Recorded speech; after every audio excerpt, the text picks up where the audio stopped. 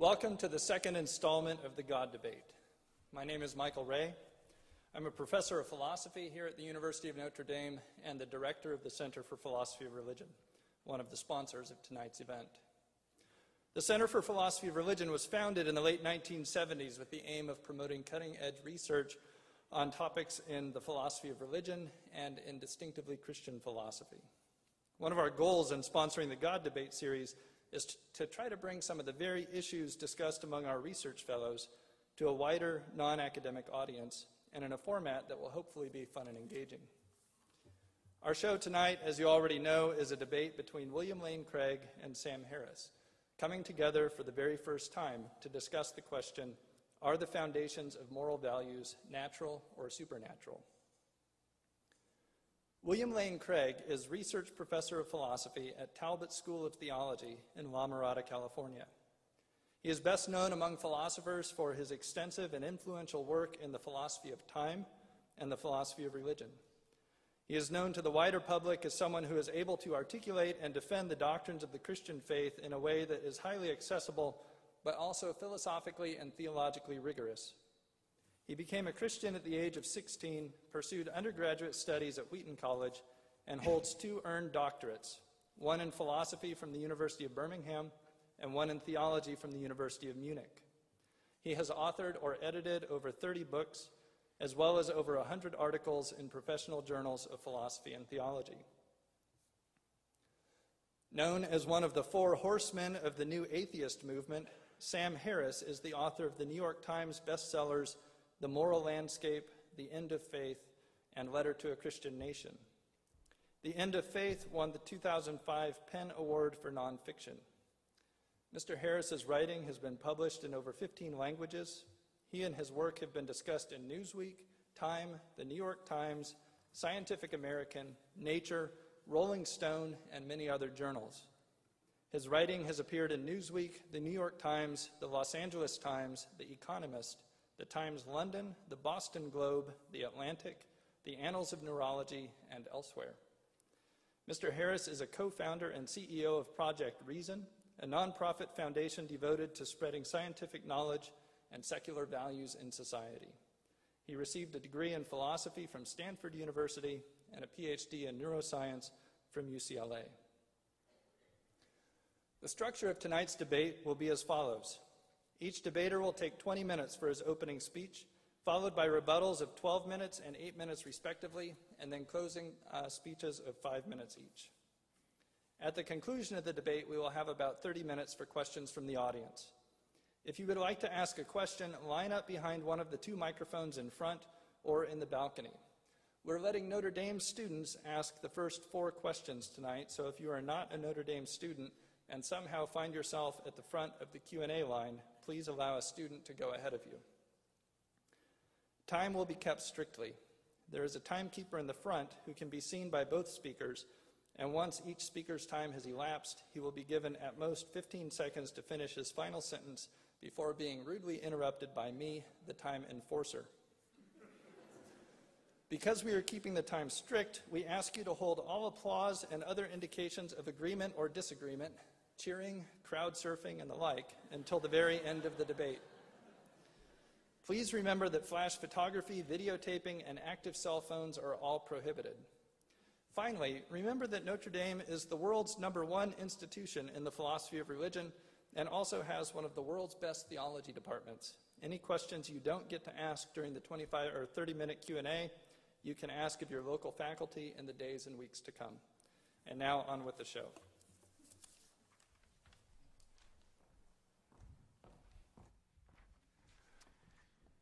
Well, good evening. It's wonderful to be here at the University of Notre Dame, and I want to begin by Sorry. Sorry. We're going to begin each speech with me checking with the timekeeper to make sure that he's ready, and then the timekeeper is going to hit go, and then you get to go. All right. So you go when I say begin. Sorry for jumping the gun. Professor Craig gets the first word in the debate. Dr. Harris gets the last word. Timekeeper, are you ready? This is 20 minutes. Begin. I want to begin by thanking the Center for Philosophy of Religion for the invitation to participate in tonight's debate. The question of the correct foundation of morality is one that is not only of tremendous academic interest, but also one that has enormous practical application for our lives. Now, to begin with an important point of agreement, Dr. Harris and I agree that there are objective moral values and duties. To say that moral values and duties are objective is to say that they are valid and binding independent of human opinion. For example, to say that the Holocaust was objectively evil is to say that it was evil even though the Nazis who carried it out thought that it was good. And it would still have been evil even if the Nazis had won World War II and succeeded in brainwashing or exterminating everyone who disagreed with them so that everybody thought the Holocaust was good. One of the great merits of Dr. Harris's recent book, The Moral Landscape, is his bold affirmation of the objectivity of moral values and duties. He inveighs against what he calls the overeducated, atheistic, moral nihilists and relativists who refuse to condemn as objectively wrong terrible atrocities like the genital mutilation of little girls. He rightly declares, if only one person in the world held down a terrified, struggling, screaming little girl, cut off her genitals with a septic blade and sewed her back up, the only question would be how severely that person should be punished. What is not in question is that such a person has done something horribly, objectively wrong. The question before us this evening, then, is what is the best foundation for the existence of objective moral values and duties? What grounds them? What makes certain actions objectively good or evil, right or wrong? In tonight's debate, I'm going to defend two basic contentions. First, if God exists, then we have a sound foundation for objective moral values and duties. And second, if God does not exist, then we do not have a sound foundation for objective moral values and duties. Now notice that these are conditional claims. I shall not be arguing tonight that God exists. Maybe Dr. Harris is right, that atheism is true. That wouldn't affect the truth of my two contentions. All that would follow is that objective moral values and duties would then, contrary to Dr. Harris, not exist. So let's look at that first contention together. If God exists, then we have a sound foundation for objective moral values and duties. Here, I want to examine two subpoints with you. First, theism provides a sound foundation for objective moral values. Moral values have to do with what is good or evil. On the theistic view, objective moral values are grounded in God. As St. Anselm saw, God is by definition the greatest conceivable being, and therefore the highest good. Indeed, he is not merely perfectly good, he is the locus and paradigm of moral value. God's own holy and loving nature provides the absolute standard against which all actions are measured. He is, by nature, loving, generous, faithful, kind, and so forth.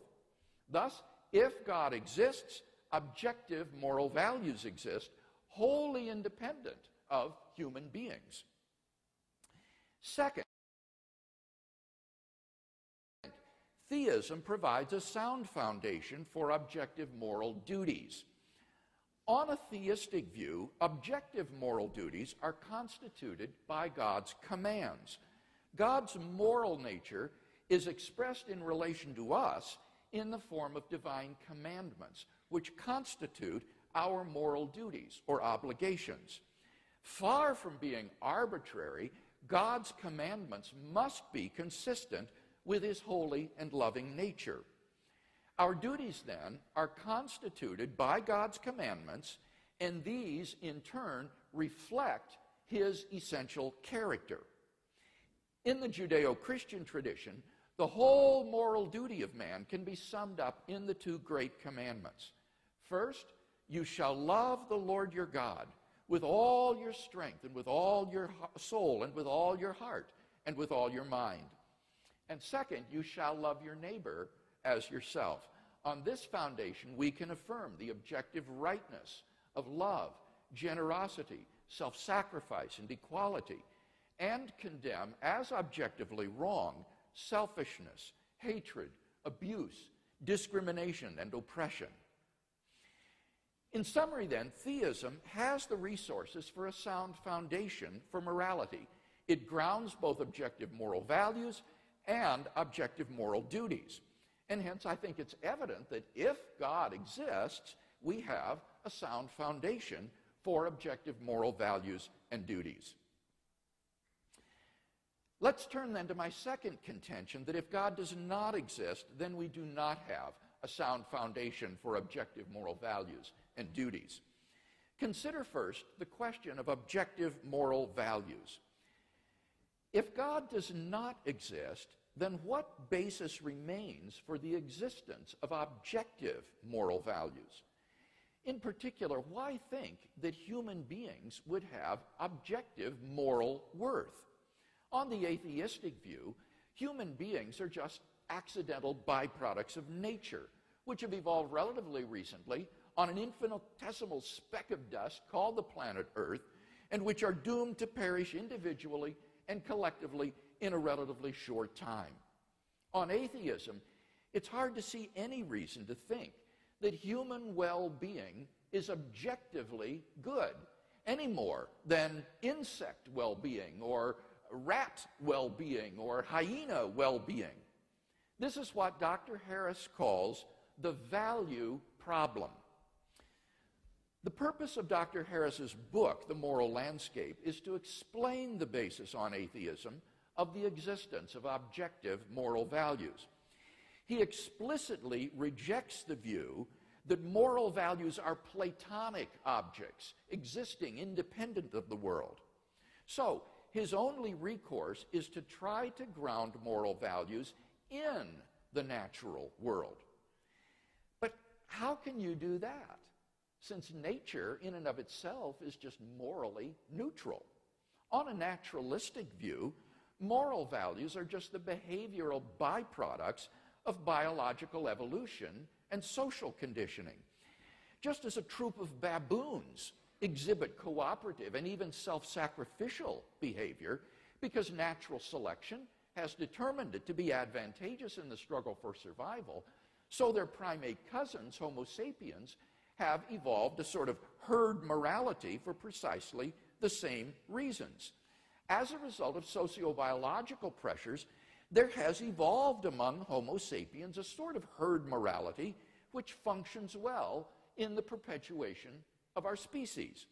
But on the atheistic view, there doesn't seem to be anything that makes this morality objectively binding and true.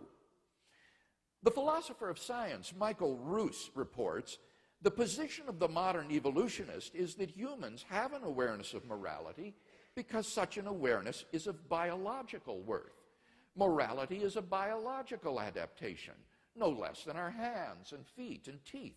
Considered as a rationally justifiable set of claims about an objective something, ethics is illusory.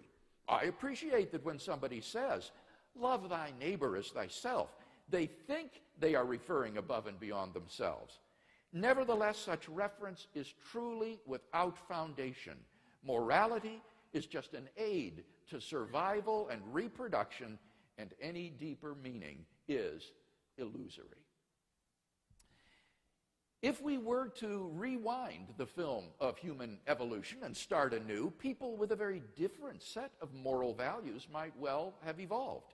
As Darwin himself wrote in The Descent of Man, if men were reared under precisely the same conditions as hive bees, there can hardly be a doubt that our unmarried females would, like the worker bees, think it a sacred duty to kill their brothers, and mothers would strive to kill their fertile daughters, and no one would think of interfering. For us, to think that human beings are special.